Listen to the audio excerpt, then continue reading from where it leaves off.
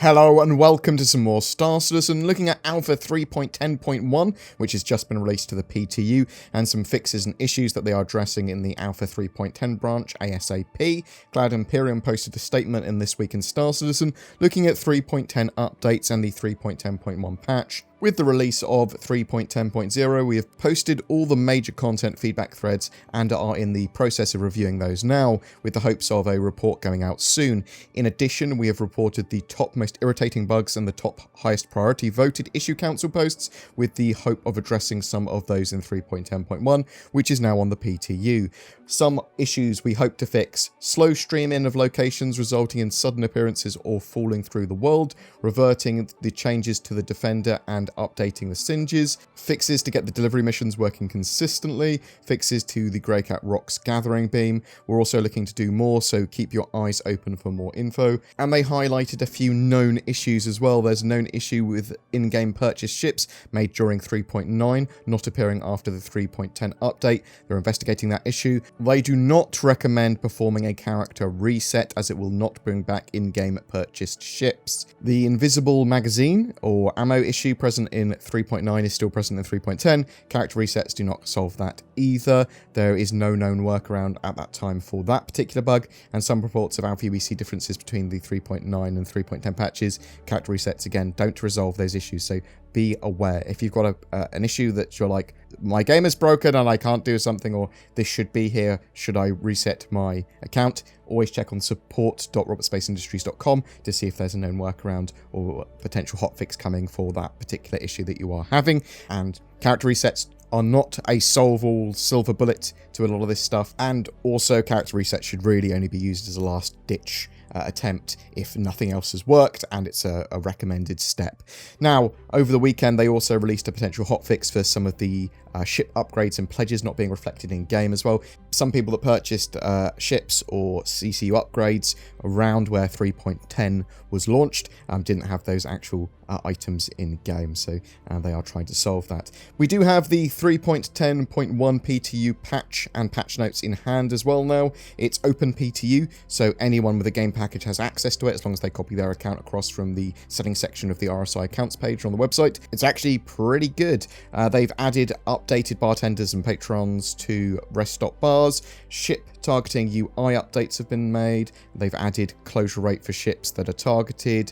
They've added reticle and pip animations indicating fire solutions. They've removed outline effects from targeted ships, which some people will find disappointing. Others will be like, yes. They've reverted bounty defenders back to the normal ship setup.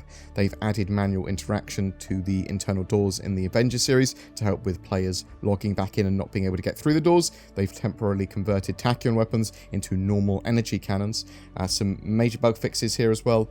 Locations and portions of locations should no longer stream in slowly or fail to stream in at all. They fixed an issue that was causing the Greycat Rock to not pick up every mined gem with the tractor beam. The rock should also now store the correct amount of materials. Mineable resources should no longer shift or move when they hit a vehicle. Changing an undersuit with leg armor equipped will no longer make a player's equipped sidearm or utility item appear between their feet. They fixed an issue that was causing ships that flew into the autopilot zone to be flown to the spaceport before then exploding. Area 18 landing splines should no longer destroy the player's ship on occasion. They fixed an issue causing multiple drop-off delivery missions to not have all 3 drop-off locations properly register and work.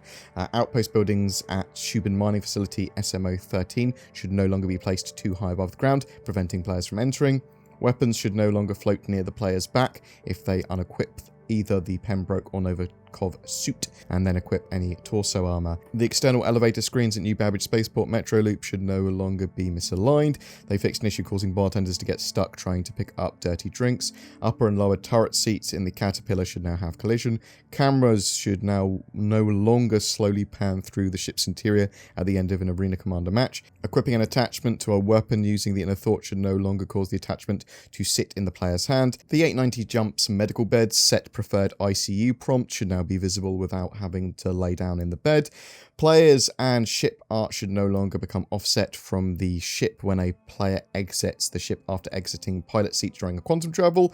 They fixed multiplied reverse decals on the Hornet series. Landing wrench icons should now no longer display on a landing pad when spawning a ship. The open and close interaction mode prompts on the rear interior door of the Cutlass Red and Blue should no longer appear reversed, and they fixed 5 client and 5 server crashes. There are still some known listed issues with the patch, but many less than there previously were. Global chat is unavailable in the HUD of your visor. Private Arena Commander matches are temporarily disabled due to an issue with the updated group system. Player characters can click through the external doors of certain outpost buildings. Hangar doors can remain closed when a hangar is assigned to a landing player's ship. When firing at an AI ship, they can appear to desync and have high packet loss. That still needs to be super solved. Ships can display as unknown after destruction and be available to spawn again, but not appear on the specified landing pad that they're spawned on. Crystals and large surface rock deposits don't settle properly after fracturing and can vibrate. Hammerhead atmospheric entry effects can clip through the interior of the ship. The Area 18 nav marker will appear at Central Plaza, not the spaceport.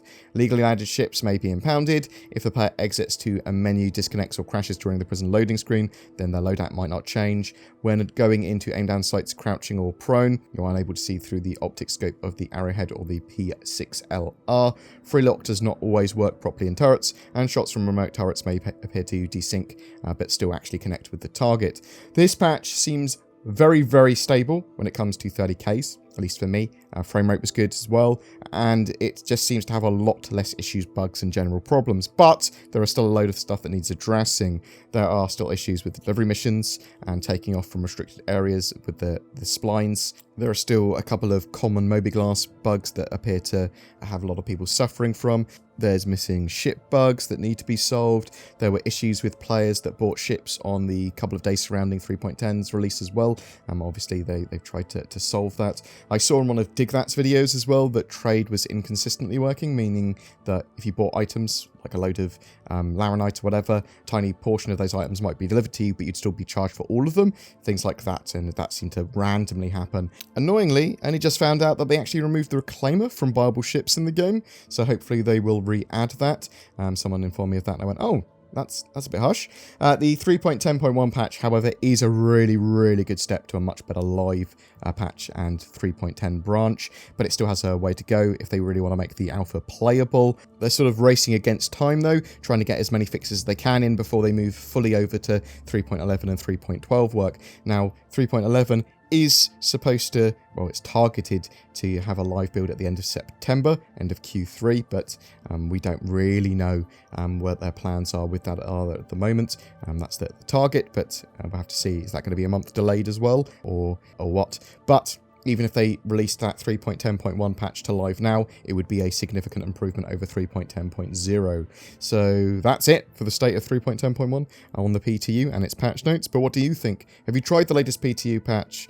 Have you had any of your issues that you've been suffering from addressed, or are they still in limbo? Whatever your thoughts, I'd love to hear from you in the comments below. We have a ship giveaway for August. It's for a Mercury Star Runner, the sort of hybrid data running cargo ship that's supposed to be live and flyable in Alpha 3.11. To be in for a chance of winning that, all you need to do is comment on any of my Star Citizen videos made during August 2020. If you want to further support my channel, then consider becoming a YouTube member via the join button. This will also get you some exclusive content and insight each month.